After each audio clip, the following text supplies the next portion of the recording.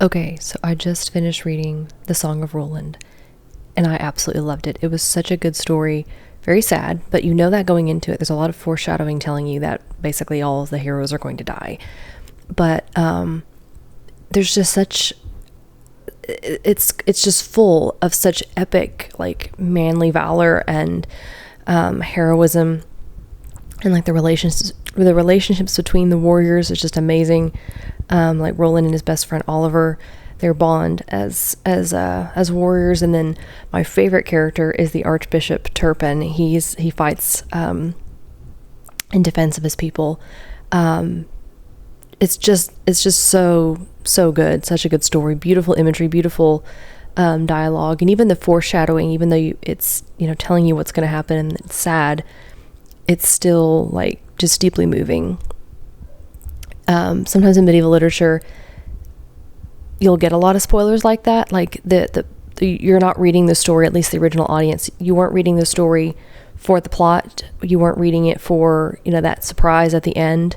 You were reading it for various other kinds of reasons. Like they enjoyed seeing like what they knew was going to happen.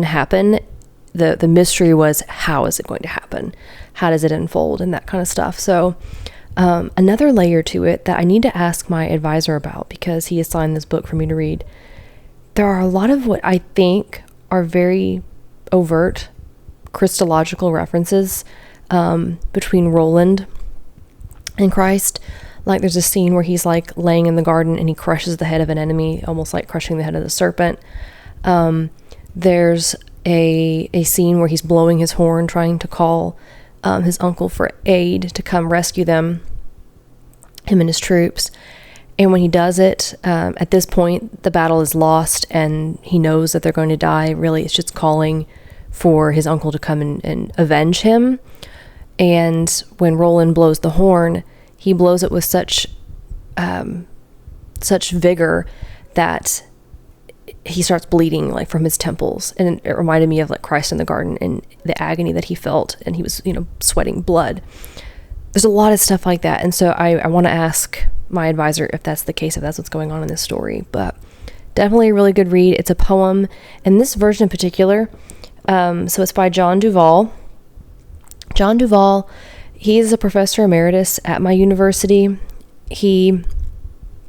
I wish I could have taken some classes from him, but I think he retired either just as I got there, or like just after, I can't remember. But I've heard nothing but good things about him, and this translation was really, really good, very readable, very epic, and he even like would go through and tell you some of the choices that he made or some of the difficulties in translating that he had.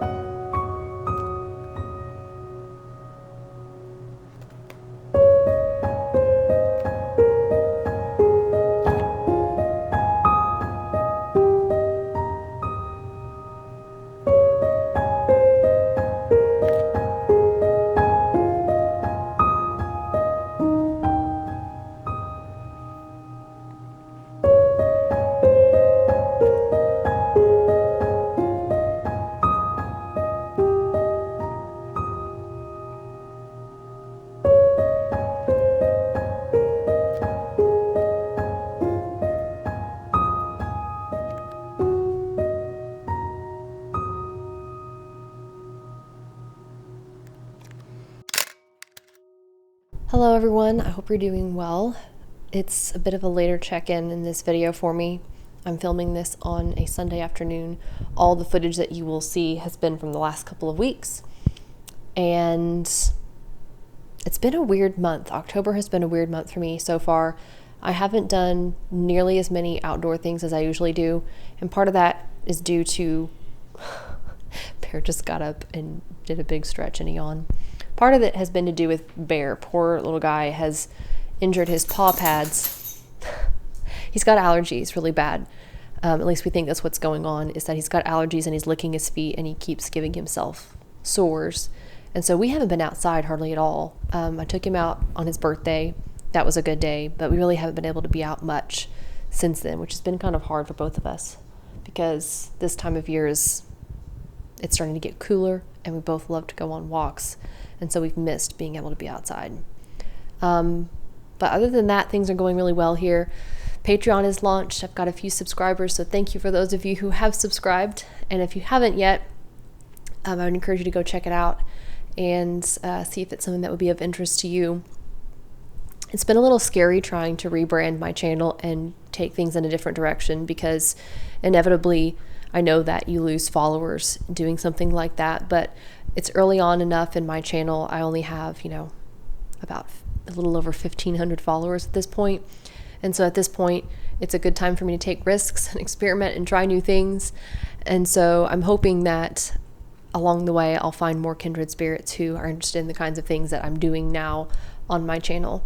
I had a stream last night, a Legend of Zelda stream. It was my first live stream, which was a lot of fun. I was a little nervous doing it too because I'm not the best gamer by any means. And so I knew that it was going to be a very chaotic, very embarrassing session, but it was a lot of fun. So I enjoyed it. I plan on doing those every other week. So the upload schedule is going to be every other week. I'll have a video, a vlog going over school stuff, sharing you just little clips throughout the week of what I'm doing. And then on the off weeks, we will have a Legend of Zelda stream. I'm also planning on doing a Halloween stream. That's going to be a lot of fun. I have picked my dissertation topic. I might laugh at this video, a year from now, if I slightly change things. But I'm at the point in my academic progress that my professor is telling me, okay, now that you've read a lot of medieval stuff, you've gotten exposure to a wide range of medieval literature, it's time for you to pick, what are you most interested in? What's your favorite thing? What do you love? Which, hearing that from a teacher, you're like, this is exciting. This is what I'm here for, right? So now I get to pick what do I want to become an expert in? What do I want to know the most about? And I think that I have settled on the other world in Irish literature. The other world is a topic that pops up a lot in medieval literature in different kinds of forms. You can have visits to like the fairy world or what Tolkien would call the perilous realm where supernatural creatures are. But also under that umbrella, you get journeys to heaven and hell, to the Garden of Eden, paradise, purgatory, all different kinds of things. Just anything that's not of this world would fall under the umbrella of the other world.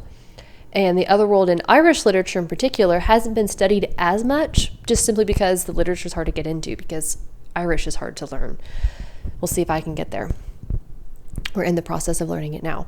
But on that topic, to celebrate me picking my topic, I figured it would be fun to do a Halloween stream of Legend of Zelda, and we're only going to be doing quests and games or puzzles in the depths of the game. So the depths, in my mind, is like the other world. It's going to be a lot of fun.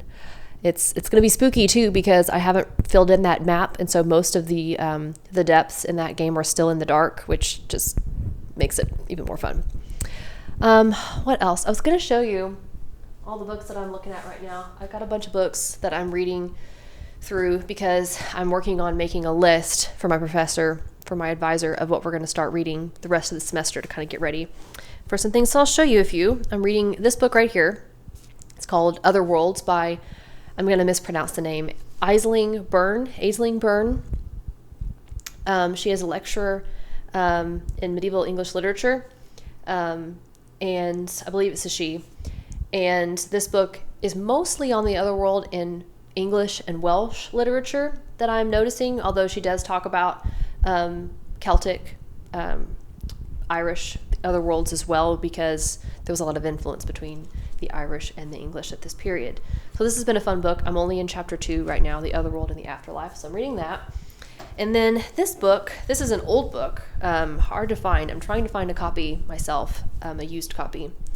I think it might be in the public domain at this point, maybe.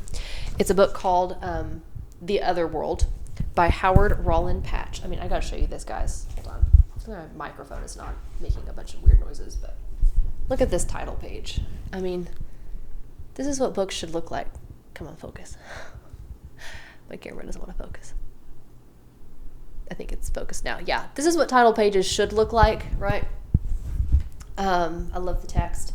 But this is The Other World According to Descriptions in Medieval Literature. This is like the first book published on the topic, and it's basically like a comprehensive overview of all the topics in the other world. So we've got Among the Celts, Germanic mythology, the literature of visions, Journeys to Paradise, allegory, the romances, and also the first chapter, Oriental and Classical Mythological Origins. So this book I got from our library at the university, so I'm going to go through that.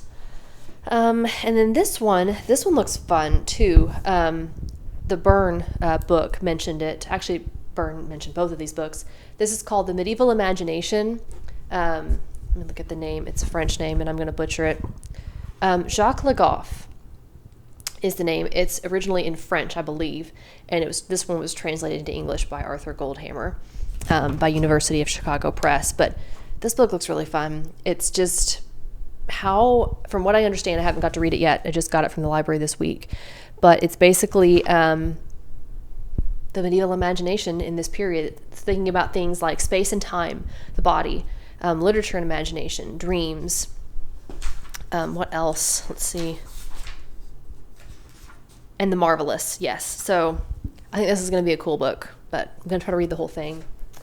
And then what else? Oh, at church, I went to the church library today because my church has a really big library on not just religious texts, but all kinds of like history, literature, really cool library.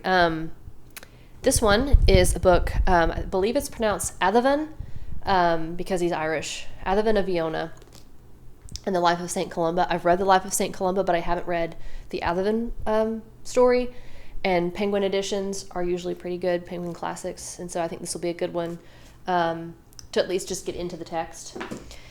And then this one is The Life and Writings of the Historical St. Patrick. I haven't ever read St. Patrick's writings, and obviously I'd like to be able to read them. I'm trying to remember if his were written in Latin or Irish. I believe they were written in Latin. Could be wrong, but I want to get into them and read, because it's not super common for us to have writing from that early on in the Middle Ages. This book, Christianity through the 13th Century, I'm still trying to wrap my head around all of the church history of the period that I'm learning. There's a lot, and a lot changes really fast, and trying to keep track of it has been a challenge. And so this book might be a good little reference for me, just to kind of get an overview. And then this hefty volume, Celtic Spirituality.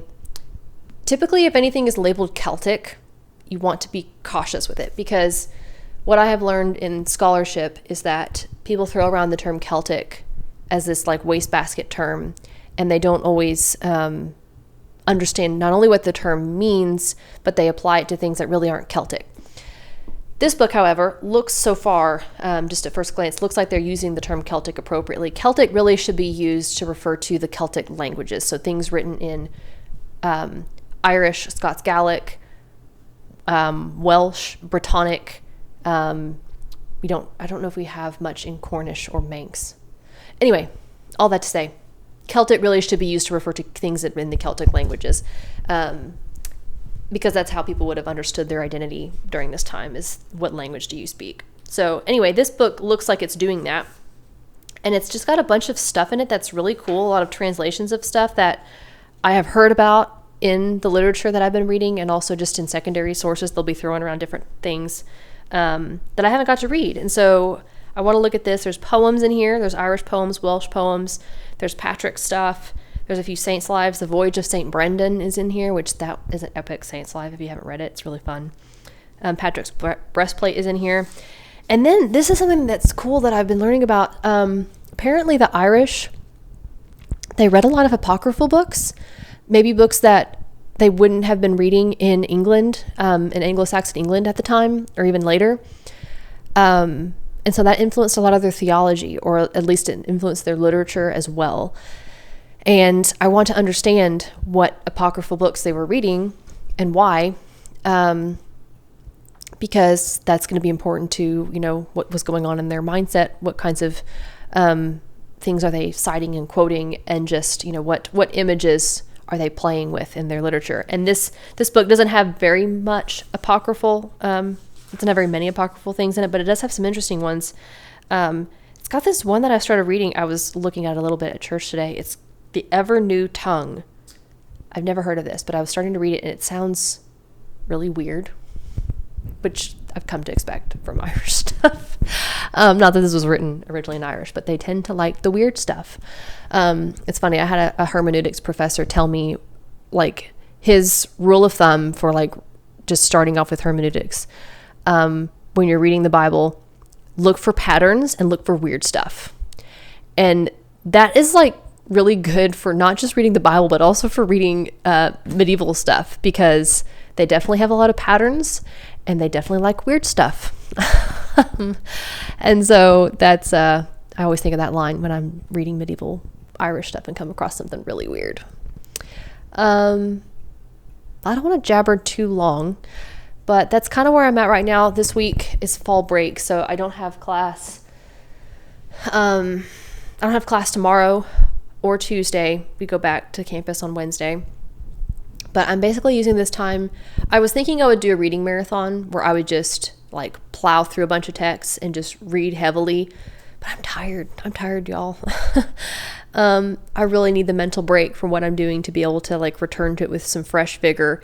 But this is also a perfect time for me to have fall break, because since I am pivoting my my reading focus now more towards my dissertation, I'm using this time to basically, like, reflect and collect and come up with a list for my PhD advisor of what I want to do, what I want to read now. So it's exciting too, although it's also a little scary because it means that we're halfway through the semester and I'm taking my comprehensive exams in February, which is just like, It'll be fine. We'll get through it. I'll have to tell you more about how that goes as the time approaches, but not right now.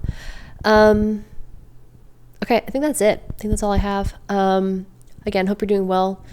And I'm hoping that now Bear's feet are better. And so I really want to take him on some fun adventures because he definitely deserves it. He's, we have a term around here, you know, the phrase hot girl summer. Well, we don't have hot girl summer. We have Anglo boy autumn over here because my dog, he was born in fall, and because of his, like, fur coat and his nature, he's got this inner wolf in him, and he loves the cooler weather. So we're looking forward to Anglo boy autumn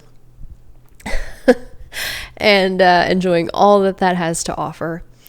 And we haven't really missed anything yet, because even though it's October, we're approaching the middle of October, it's really not that cold yet. We're just now starting to get cooler mornings, like properly cold mornings, like in the 40s and 50s.